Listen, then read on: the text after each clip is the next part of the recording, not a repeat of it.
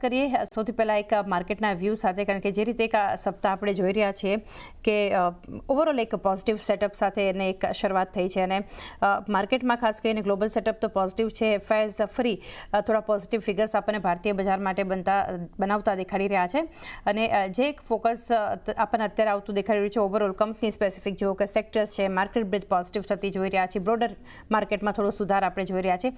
આ બધા વચ્ચે કઈ રીતે એક વ્યૂ રહેશે આપનો માર્કેટ પર? આભાર ચાંદની, આપનું સૌને પ્રણામ અને શુભ પ્રભાત અમારી તરફથી.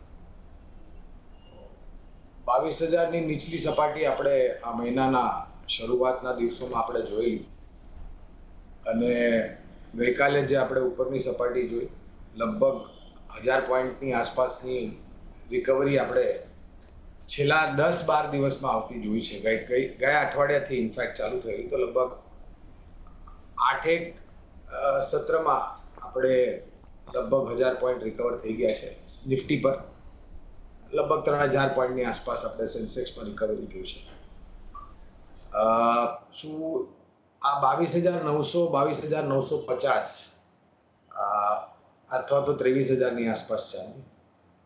જે લોકોએ ટૂંકા ગાળા માટે સોદા લખ્યા હશે, કારોબાર કર્યું હશે, એ કદાચ નફો બાંધવા આવી શકે છે આજે આવતીકાલે, કારણ કે આવતીકાલે શુક્રવાર અઠવાડિયાનો છેલ્લો દિવસ અને આવતા અઠવાડિયે આ નાણાકીય વર્ષની મહિનાની છેલ્લી એક્સપાયરી 27મી માર્ચે ગુરુવારે.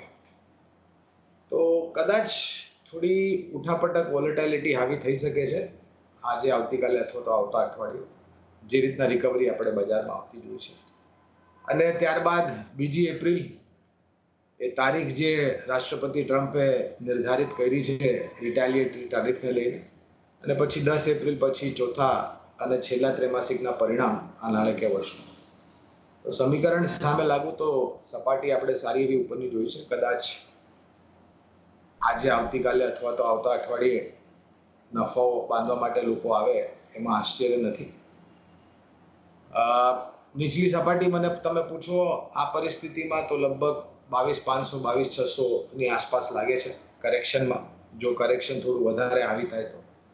અને જો આપણે નિર્ણાયક તરીકે 23,000ની બહાર નીકળી ગયા આજે આવતીકાલે અથવા તો આવતા અઠવાડિયે, તો 23,300 23,500 આ બે સ્તર ઉપરના આવી શકે છે. જો વધારે પડતી વેચવાલી અથવા તો આંતરરાષ્ટ્રીય સ્તર પર વધારે પડતા ખરાબ સમાચાર ન આવ્યા તો કારોબાર તમે કરતા હો ચાંદની, તો ભલામણ એ રહેશે કે તમે પહેલા તો નફો ધીરે ધીરે બાંધતા જાઓ અને સ્ટોપ લોસીસ તમારા સિસ્ટમમાં રાખો ઉપર અને નીચે બંને તરફ, જેનાથી તમે કોઈ ખરાબ પરિસ્થિતિમાં અટકાઈ ન જાઓ. અને રોકાણકાર હો તો મારા ખ્યાલથી આ ઉપરની સપાટી જોયા બાદ ઉતાવળ કરીને હાલમાં રોકાણ નહીં કરો.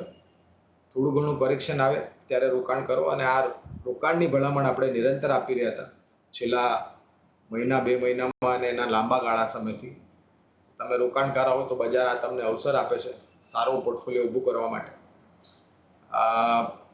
વિદેશી સંસ્થાગત રોકાણકારો તરફથી વેચવાલીના આંકડાઓ થોડા ફીકા પડી રહ્યા છે, બંધ નથી થયા પણ થોડા નીચલી સપાટી પર આવ્યા છે, અને એની સામે સ્થાનીય સંસ્થાગત રોકાણકારો સક્ષમ રીતે ખરીદારી કરી રહ્યા છે.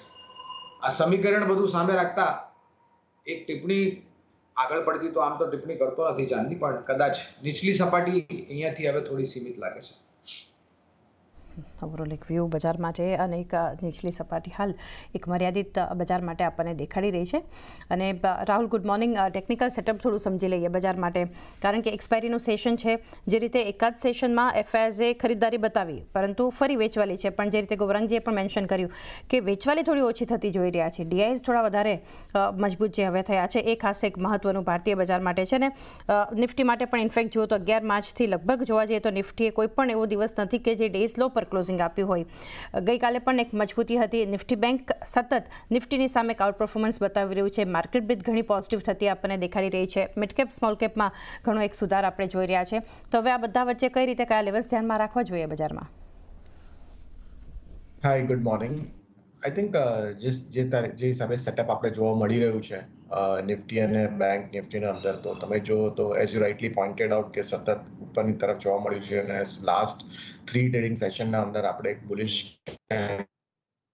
જોવા મળી અને ઇમ્પોર્ટન્ટલી આપણે જોઈએ તો હાયર હાઈઝ અને હાયર લોસ બનાવતા જોવા મળ્યા છે છેલ્લા 3 દિવસથી નિફ્ટીમાં. ગઈકાલના સેશનમાં પણ આપણે જોઈએ તો મારા ખ્યાલથી જે હિસાબે ઓપનિંગ થઈ અને પછી ત્યારબાદ કન્સોલિડેટેડ 60-70 પોઈન્ટની ઉપર રહીને પછી મારા ખ્યાલથી ડેઝમાં એ જ મોમેન્ટમ પર બંધ આવતા જોવા મળી છે. તો મારા હિસાબે જે હિસાબે સેટઅપ છે મને લાગે છે કે જ્યાર સુધી 22,700ની ઉપર નિફ્ટી રહેશે તો મારા ખ્યાલથી સ્લો એન્ડ સ્ટેડી અપમૂવ જોવા મળી શકે છે. 23,100 સુધીના લક્ષ્ય આપણને નિફ્ટીમાં જોવા મળી શકે એમ છે અને એ ક્રોસ કરે તો 23,300 સુધીના પણ લેવલ્સ જોવા મળી શકે એમ છે. અને ઓપ્શન ડેટા જે સજેસ્ટ કરે છે, જે રાઇટિંગ જોવા મળી રહી છે એમાં પણ આપણને સજેસ્ટ થઈ રહ્યું છે કે 22,700 ને 23,100ની એક રેન્જ નિફ્ટી પર્સપેક્ટિવમાંથી જોવા મળી શકે એમ છે.